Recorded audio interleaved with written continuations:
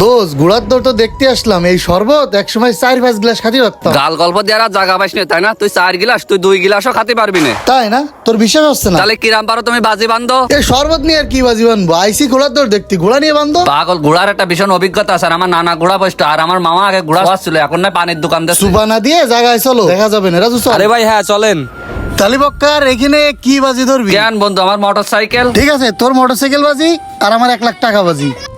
এ বন্ধু, তুই কনেটা কিনে যাচ্ছিস? তুমি ঘোড়া নিয়ে বাজি বানবা, তা ঘোড়ার কাছে না গেলে তো হবে না, জানতে চাইবে সেনে আরে দাদু গুড়া তো সামনে সাগরাত থেকে, আমরা কাশিপদারা কি করবো? তা তো আগে কবে, আরে রোদের মধ্যে থাকি তো খবর হয়ে যাচ্ছে। তা চল। ওরে শ্যামলা, আমিও তো সেটাই করছি, এই রোদের মধ্যে অনেক করতে যাবো। বাদ দে দিন, চল ফিরে যাই। হ্যাঁ, ভয় করতেছ তোর, তাই না? সাহস আস তোর বাজি বান্দার। এই আমি কি সে কথা একবারও কইছি? তুমি সবসময় উল্টো পাল্টা বোঝো না।